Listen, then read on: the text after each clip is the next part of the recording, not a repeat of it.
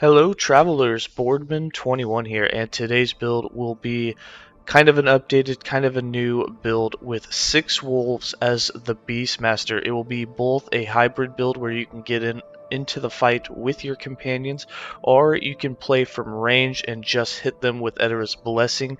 There'll be a few skills you can swap out and change around if you want for more survivability. We'll go over that in the skill section, but for the most part, a lot of people have been complaining about how not tanky companions can be, or how they have to put too many affixes on gear in order to make the pets tanky, and that takes away from your survivability. So what I wanted to do was to make the wolf individually a very tanky beast without going into the other companions that are naturally tougher. So we're taking the weakest companion, and with very minimal affixes put on your gear for companions, make them into a viable build. And what we got is only 2 affixes on our gear. The only 2 affixes on our gear, which will be minion health, no minion health regen, no minion dodge, all of that we can get through other sources. Only 2 minion health affixes, which are minion health on gear, and the rest, all the affixes that are not uniques that you can craft, or for you, for your own defense, so that you can get very close to capped resistances. You can have yourself have a lot of health, you can have some leech, you can do whatever you want, and all the gear that you'll see in all this gameplay is tier 14 or lower. It's all going to be very, very easy crafted gear that you can get fairly easily to get yourself started. And you can definitely swap some of them around, and as you increase that gear, you can make your pets even more tanky than you'll see here. Now in this video, they're very tanky. You can stand in Lagon's beam. You can have them stand in both the fire breath, or the necrotic breath, and the necrotic explosion from the Emperor. They did not die a single time in the Lagon fight. None of the companions died in the Emperor fight, and none of them, not one, died in a whole 100 waves in the arena. They are very, very tanky, and they can only get tankier from this point, and you can even back them up with more heals. We're not even healing them very much in this build because we're using Eterra's Blessing kind of at our point at whenever we want to use it, and we could throw in Entangling Roots and have way more heals than we do here. So let's go ahead and get into the skills. For skills, we're running Swipe, Summon Frenzy Totem, Ice Thorns, Summon Wolf, and Eterra's Blessing. For Swipe, we have this set up so that we try to get a double hit by having the Wolves' spirits be procced on melee hit. We also get mana back, and then we also increase our critical strike chance and crit multi along with our damage per attack that we've done.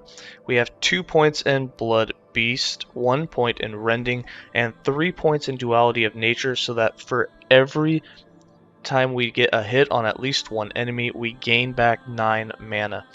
4 points in Aspect of the Panther, so that for every attack that you do in the last 4 seconds, you gain a stack of 10% extra global damage. You can have up to 8 stacks, so when you are in the fight, you'll get more damage, up to 80% more global damage for every attack that you do in the last 4 seconds. We have 3 points in Wild Calling, so that there's a 45% chance on hit with Swipe that you'll summon Spirit Wolves. Spirit Wolves do damage kind of in an AoE cone in front of you for a pretty good distance, mid-range, and they get all of your damage stats, so they do basically the same amount of hit damage that you do. 1 point in Feline Hunter for more attack speed, 3 points in Ambush for more global increased crit chance, and 3 points in Apex Predator for more global critical multiplier. Now, if you're having survivability issues because you want to play more in the fight than from a distance, and you constantly want to be in there and you're taking some of the big hits, I definitely recommend removing some of these points and getting way more leech, as that's going to fight back on the damage that you're taking and replenish your health much faster. For Summon Frenzy Totem, this totem is just to boost your companions. Now, this entire build that we're doing is based around getting your companions to leech as much health as possible so that you don't have to heal them, and so that they have higher survivability, so that they're basically replenishing their own health in the fight, and you won't have to worry about it. Now, if you think about it, your character is strongest when you are leeching a lot of your damage as health. It keeps your health very full, and you become much more survivable, and you feel tougher. We want that same thing for our companions, so we want to get them as close to 100% crit chance as possible, so that they can take advantage of the 100% uptime of Aspect of the Links that we'll have, and they get to leech a huge portion of all that crit damage. We have 4 points in Rapidity to increase the frenzy effect so they attack faster. 5 points to give the companions 20 more melee physical damage for 4 seconds after you have summoned the frenzy totem. 5 points in Lead the Pack so that they have 250% increased critical strike chance after a howl. This will give them really close to 100% crit chance, so you want to make sure you're howling as often as possible. 3 points in Revitalizing Totem for some health regen just to unlock the points below. 1 point in Symbol of Haste. 1 point in Symbol of Selflessness so that there's 30% more frenzy effect. This will give your companions even more frenzy or even more attack speed. And 1 point in Warding Totem so that your companions get some physical and elemental resist, which will make them just a little bit tougher. For Ice Thorns, we have this set up with 3 points in Dagger Thorns to give it some more base crit chance, some more crit multiplier. 2 points in Bramble Armor gives it a 20% chance every time that you get hit to cast. 4 points in Spell Thorns brings that 20% chance up another 20% for a 40% chance total every time you get hit for it to proc. And this also gives it 4 additional base physical damage. 1 point in Anemophily. 1 point in Thorn Shield. What Thorn Shield does is now when you get hit and it procs it, it creates a shield around you that gives you additional armor for 1 second, and then it shoots out the thorns that do damage. 4 points in Bulb Shield, so that every time that you get hit, there's a 40% chance that you'll proc it, and then when that happens, there's a 40% chance that an additional proc will happen. So you might get 2 shields for the price of 1. There's a 40% chance on a 40% chance for that to happen. 3 points in Bark Shield increases the armor you get another additional 60, so you now get 100 total armor every shield that you have. And 2 points in Eternal Protection increases the duration of 1 second by 60%, so there's now a 1.6 second delay between the time that it's procced, you have the additional armor, and then it fires out the thorns. For Summon Wolf, this is going to be your main DPS. You're going to have 6 wolves. The way we have the skill tree set up here is to give them their defense inside of this tree. Now remember, their defense is 1, dodge through the tree and passive tree, and 2, being able to leech back as much life as possible so that they can replenish their health for every hit that they take. We have 4 points in Canine Agility. This gives them 120 dodge rating and an additional 12% dodge rating per point of strength that you have. 2 points in Savage Hunters gives them 30% more multiplicative damage. 3 points in Legendary Bite gives them 45% more damage, stun chance, and melee critical chance, which is multiplicative with other multipliers. So when aspects of the Lynx is up and your wolves have howled when the Frenzy Totem is active, on top of this, gives them basically 100% crit chance, to where they're always going to be leeching the extra crit damage from the aspect of the Lynx. 3 points in Tundral Stalkers gives them additional cold damage and more stun chance. 1 point in Winterborn for some chill chance. 1 point in Pack Hunters to give you the extra companion so that you can have 6. 3 points in Frozen Fangs. Now the reason we went with Ice Bite chance is that every time they attack, there'll be a 30% chance that they do Ice Bite, and Ice Bite is an AoE to where they'll hit multiple mobs, and they have 100% crit, so they're going to hit multiple mobs, they're going to crit all of them, and this is really useful for clearing out packs, and if they are low on health, now they're replenishing health from multiple hits, and their health just jumps right back up almost instantly. Now Ice Bite's kind of ineffective against single targets like bosses, so if you don't plan on doing a whole lot of AoP packs like the Arena, and doing a whole bunch of mobs at once or high density things, and you just want to do like mono bosses, or you're just rushing to the end of Echoes to do the bosses at the end, you don't really need Ice Bite, and these 3 points can be placed elsewhere. You can give them more damage, you can give them more melee critical strike chance to make sure it's 100%, you can put it into attack speed, chance to howl on kill so that you don't have to cast it as much. There's a lot of other things you could do with it. However, I like to clear out the AoE packs as much as I like to do single targets, so I love Ice Bite. And then for Eterra's Blessing, and Eterra's Blessing, the reason I went with this instead of like Entangling Roots is Eterra's Blessing has a taunt effect, and the taunt effect can save your life because you can literally make mobs go after your companions instead of you. Now it's not super strong, but it's strong enough that it will protect you a lot of the time, because I've seen mobs coming at me. I cast Eterra's Blessing, which I'm not really using for healing. We didn't really spec into that very much because the companions are keeping themselves alive. And then I've seen mobs literally turn around and go chase the wolf that I casted it on, which is really nice. So we have 3 points in conservation for some mana efficiency. That's just to unlock Savage Boom, which we have 4 points. When we cast it on the companion, they get 100% increased physical damage. Now this is good for 2 reasons. One, you're increasing their physical damage, which means they're going to do more damage, which means they leech more life back. So instead of healing them directly for 4 seconds, they're just leeching more, which refills their health even faster. This also gives you a physical boost of damage. So if you are actually in the hybrid fight and you're fighting with them, you'll do more damage, and that will give you more leech to get your health to stay full as well. 5 points in Ardent Touch gives the minion that you hit with it more attack speed, move speed, and cast speed. 2 points in Binding Heal, so that no matter who you cast it on, you will get 30% of the original heal amount to yourself. So even if you're casting on your companions, you're healing yourself in the process, which is always a nice thing. 4 points in Encourage. This gives you a chance to refresh the companion ability. So when you cast it, you're automatically going to howl. Basically, you can guarantee that you're going to let yourself howl again by using the howl ability. So it's kind of a win-win. This, if you have a hard time having 100% uptime of aspects of the links, you can definitely get it by using this. We also have 1 point in Eterra's Fury, so that the companion taunts nearby enemies for 4 seconds, and 1 point in Swift Recovery, so that if a companion does ever go down, you can actually revive it by just hitting it with Eterra's Blessing. You can get it all the way up to 100% and then just walk on it, and it'll pop right up. 4 passives. I have 20 points in the Primalist base class, with 6 points in Gift of the Wilderness, 3 points in Natural Attunement, 5 points in Primal Strength, and 6 points in Survival of the Pack. This Survival of the Pack is the most important points. You can do whatever else you want with all your other points, I don't care, but this 6 points is what's going to keep your companions alive and you, as well as Leech Life is very effective. This will give your companions 30% more melee damage, and it's going to let them leech 3% of that melee damage as health. We have 0 points in the Shaman and 0 points in the Druid. Now, if you don't want to use Eterra's Blessing and you want to use Entangling Roots instead, which even if you want to use it instead of Ice Thorns or put it on your bar instead of Leap, I definitely recommend it. It's definitely going to give you some more survivability.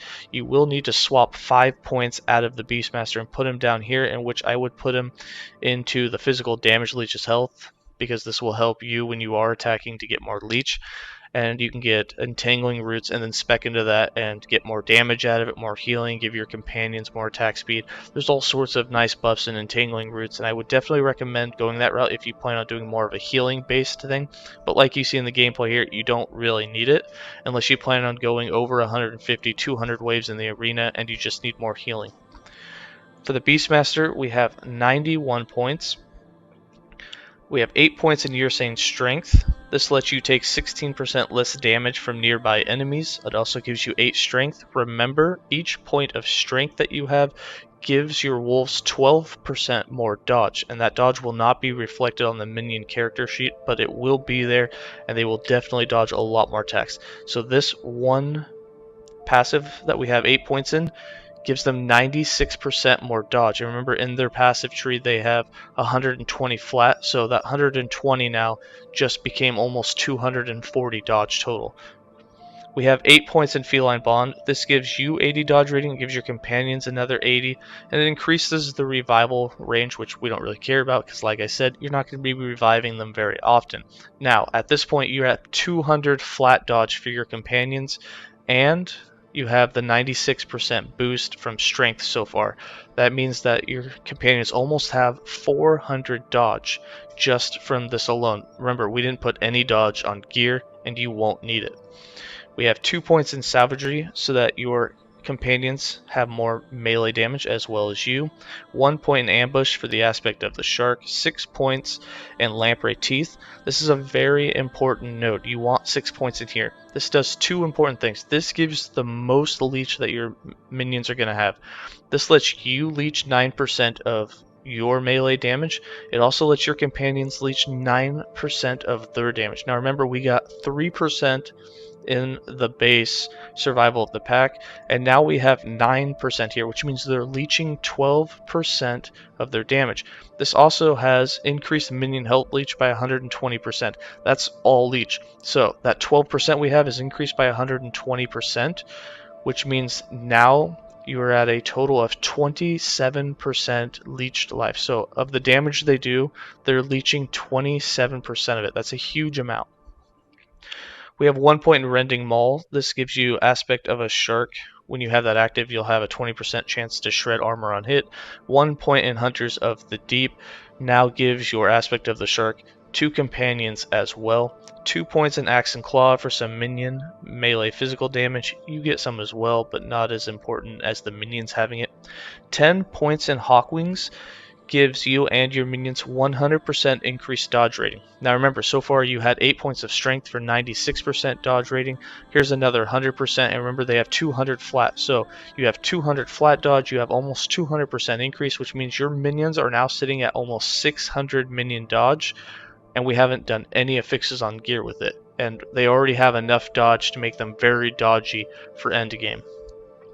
1 point in the Circle of Life gives you a chance to get aspect of the shark on kill. You also gain 7 life on kill. 1 point in Dragon Slayer means that whenever you attack a rare or a boss, there is a chance to get aspect of the shark refreshed.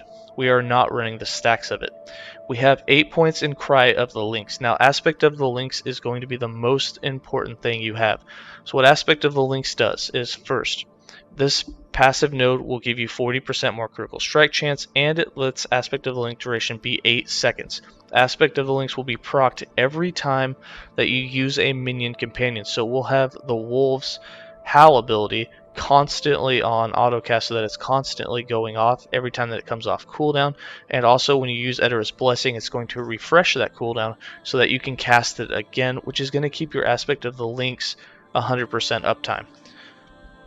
Now, when you do have aspect of the links active, what it does is it gives you 100% increased critical strike chance and 100% more stun chance. That's for you and your companions.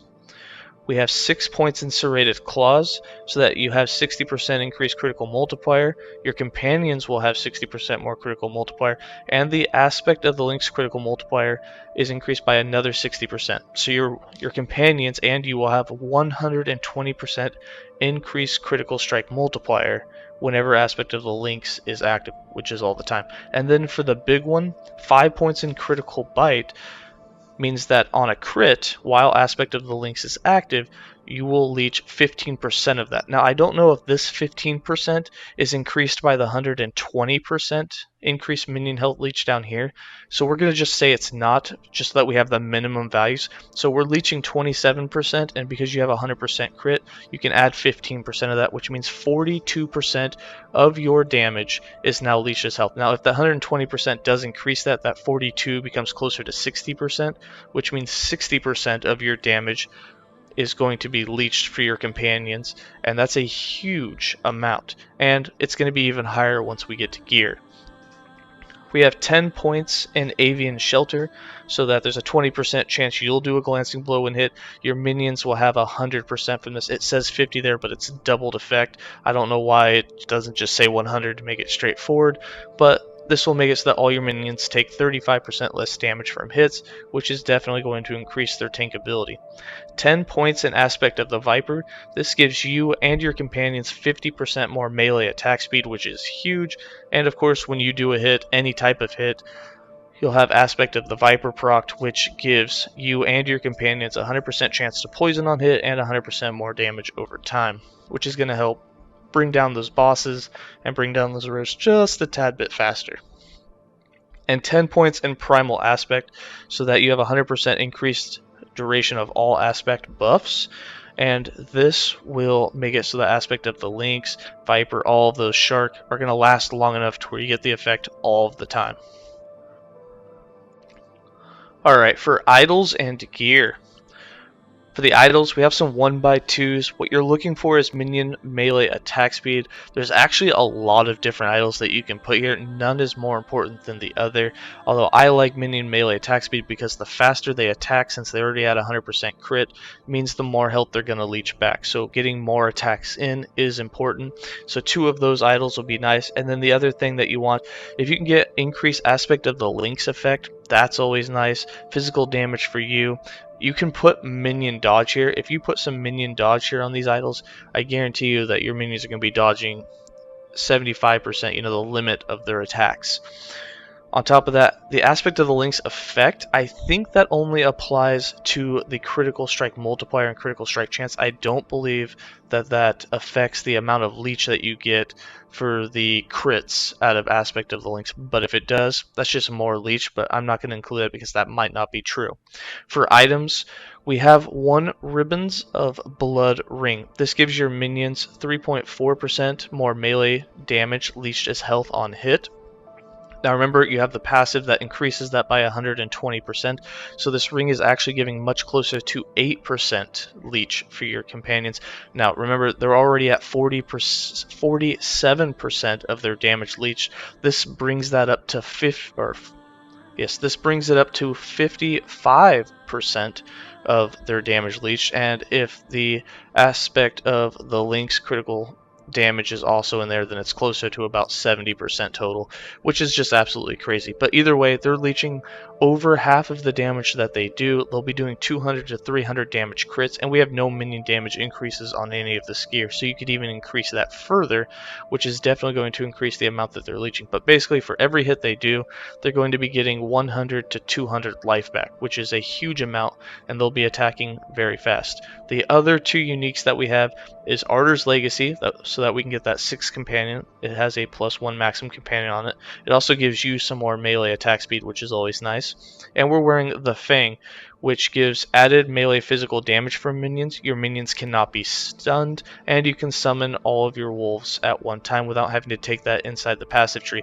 The other thing the ring does is it means your minions cannot be crit. So your minions cannot get crit, and they cannot be stunned, and they leech a bunch of life. On top of that, they also have huge amount of dodge, and they have 100% glancing blow. So you can see why your companions are super tanky. For the rest of our gear, like I said, we don't have very many companion affixes. There's only 2. For our weapon, we're using a Raider Axe. This has chance to chill on it, chance to stun with melee attacks, melee critical strike chance, some added melee physical damage. For our chest, we have strength, vite, added minion melee crit chance. That's the most important thing that you can get. And then here's the big one. You can get minion melee damage leeches health. We have 11.5%. These are only tier 4.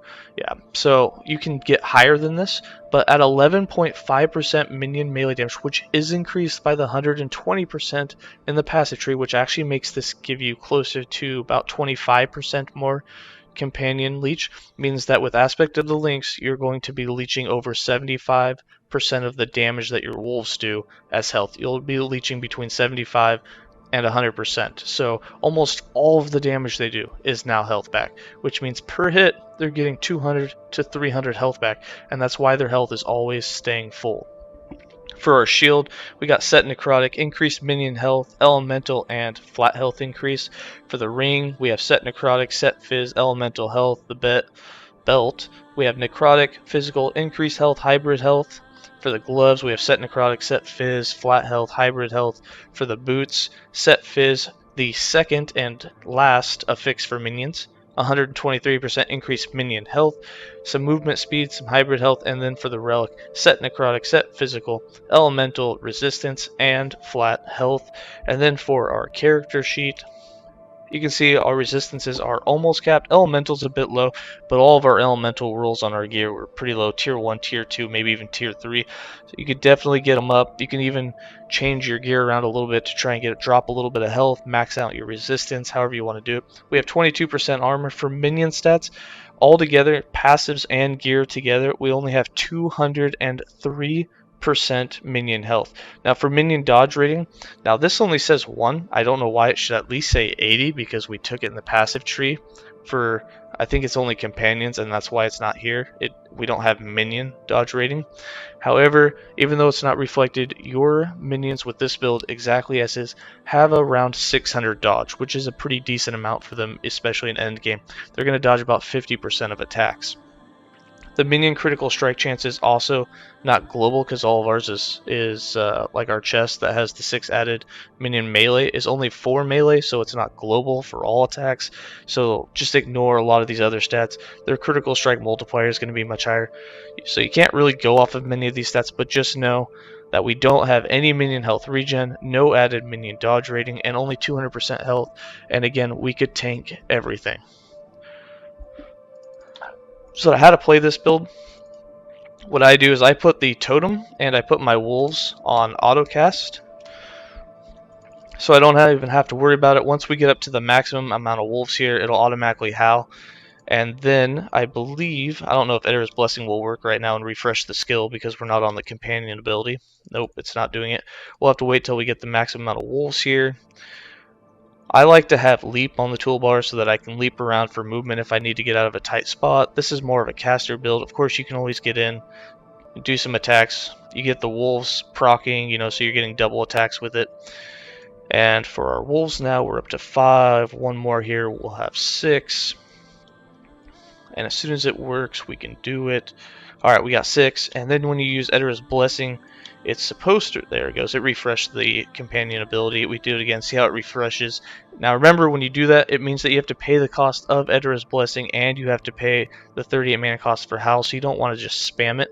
But you do get the mana back when you use Swipe, so your mana will refill quite quickly. Again, you use it, boom, we automatically use Howl again. So you get Howl and you get to heal them, and you're giving them 100% more damage, which is more leech. It's just crazy. We'll go ahead and show their attacks here. We're critting the training dummy here for about 2k with each attack. Remember, there's no minion damage increases inside of any of our gear, so there's definitely only room for improvement to do more. And then the gameplay, you can see we do take the bosses down in a decent amount of time. It's not going to be the fastest DPS build, but again, this is built for them to be tanky with minimal investment so that you yourself can have most of the affixes to the gear to yourself. Alright, let's go ahead and get into some more gameplay.